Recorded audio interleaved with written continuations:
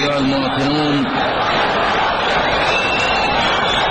من سنة 1956 السنة اللي أحرزت فيها مدينتكم الباسلة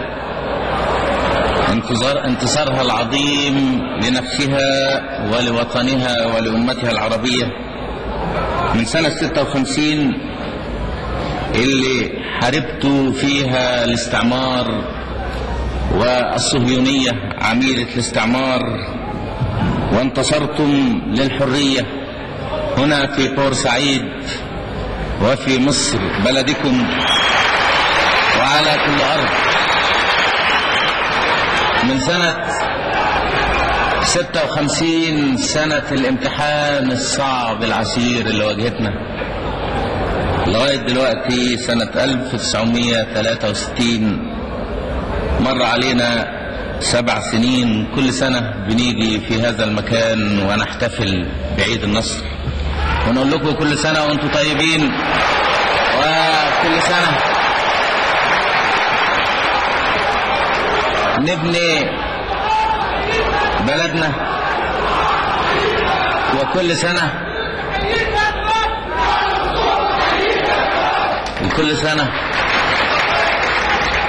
تمر بينا سنة عمل حافلة خصبة. ال7 سنين اللي فاتوا باركها الله ورعاها وقاد خطاها إلى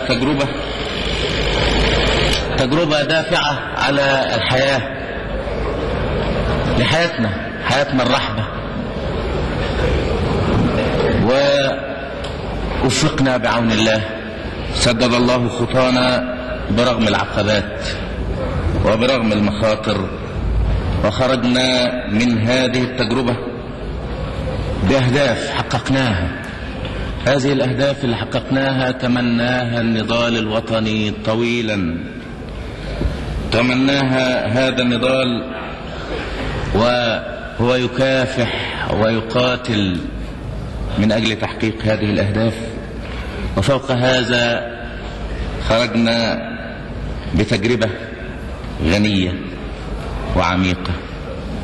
ال7 سنين اللي فاتوا منذ وقع العدوان على هذه المدينة الباسلة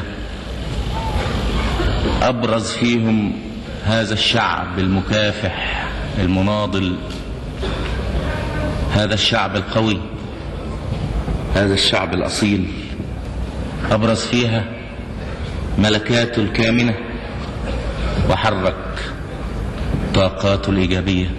نقدر نقول من سنة 56 من يوم ما خرجوا الإنجليز من مصر، لأن الإنجليز خرجوا من مصر في يونيو سنة 56،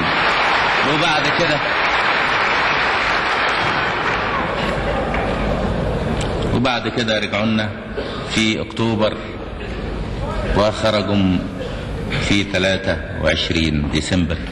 إذن بعد 23 ديسمبر، بعد عيد النصر اللي بنحتفل به النهاردة، نقدر نقول إن الفرصة فعلا كانت متاحة لينا لكي نكون أحرار في بلدنا احنا اللي عايشين فيها لأول مرة،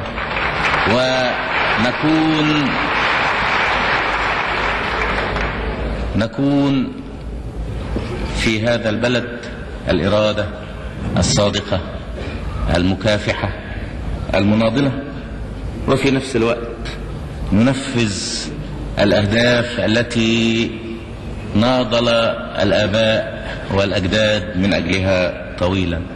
نتيجة إيه؟ نتيجة نستطيع أن نفتخر بها، النتيجة نحمد الله عليها، لأن هذا الشعب كما أبرز طاقاته أبرز أيضا ملكاته الكامنة، واجه بالشجاعة ما كانت الشجاعة لازمة لمواجهته، وواجه بالحكمة ما كان يقتضي الحكمة. هذا الشعب اللي لم يخضع للاستعمار، سواء كان الاستعمار التركي أو الاستعمار البريطاني او الاستعمار الفرنساوي لما نابليون جه في بلدنا ما قدرش يقعد فيها اكتر من 3 سنين وسابها ومشي، وجم الانجليز مره قبل كده وما قدروش ابدا يقعدوا ومشيوا، واستطاعوا بالخديعه واستطاعوا بالغدر انهم يستولوا على بلدنا ويقعدوا اكتر من 70 سنه. الشعب لم يقف ابدا عن الكفاح، كافح دايما. على مر السنين عندنا شهداء قتلوا واستشهدوا في سبيل حرية هذا الوطن، في سبيل حريتك وسبيل حريتي وسبيل وحرية أبنائنا. ناس استشهدوا وناس ماتوا، يمكن ما نعرفش أو لا نذكر أسمائهم كلهم، ولكن هؤلاء الناس هم رمز للمواطن المصري الطيب الشجاع القوي الصبور الذي يشعر بعزة النفس، المواطن العربي اللي يصمم على أن ينال الحرية أو يستشهد فداء هذه الحرية. على مر السنين كنا بنكافح واحنا صغيرين، خرجنا أول ما عرفنا الدنيا لقينا البلد بتكافح، ويمكن واحنا في المدارس الابتدائي كنا بنطلع أيضا في المظاهرات، وكان الكفاح في هذا الوقت مظاهرات على قد إمكانيتنا وعلى قد قدرتنا، كنا بنكافح. ما وقفناش أبدا عن الكفاح وما وقفناش أبدا عن النضال لغاية ما خرج الإنجليز في سنة 56. كنا بنتمنى من ربنا أن الإنجليز يخرجوا عن بلدنا مرة، ربنا يمكن أراد يكرمنا وأراد يخلينا نزيد ثقة في نفسنا، خلاهم خرجوا مرتين في سنة واحدة، في يونيو وفي 23 ديسمبر، علشان يختبرنا ونختبر نفسنا، علشان نؤمن ان احنا اذا كانت المواقف تحتاج الى شجاعة فعلينا ان نواجهها بالشجاعة. ما حدش فينا بيبخل ابدا بدمه، ما حدش فينا بيبخل ابدا بروحه، ما حدش فينا بيشعر بالانانية تجاه وطنه. في بورسعيد سنة 56 كنتم بتكافحوا، الجيش، المدنيين، البوليس، الرجالة، الستات، الشيوخ، الأطفال، البنات، فيش واحد ما كانش بيدافع، لأن البلد بتاعتنا كلنا، البلد مش بتاعت واحد، البلد مش بتاعت مجموعة، الشرف شرفنا كلنا، والحرية حريتنا كلنا، والمصير مصيرنا كلنا. علشان كده كانت هذه البلد بتكافح، ورغم الغدر اللي احنا واجهنا بيه في سنة 56 ورغم الخسة اللي احنا واجهنا بيها في سنة 56، وانتوا عارفين ان في سنة 56 اما اسرائيل هجمت على حدودنا احنا اخذنا قوات من بورسعيد وودناها الى سيناء، لان ما كناش نتصور ابدا باي حال من الاحوال ان بريطانيا ممكن تغامر بسمعتها وتتآمر مع اسرائيل وتهاجم مصر مشتركة مع اسرائيل. وكانت القوة اللي موجودة عندكم قوة بسيطة، القوة العسكرية، ولكن الشعب لم يتوانى والشعب لم يتراجع، والشعب قابل هذا الموقف بالشجاعة وأثبت أننا شعب فعلا حينما تحتاج الأمور الشجاعة فإنه يقابلها بالشجاعة وبالتصميم وبالإرادة.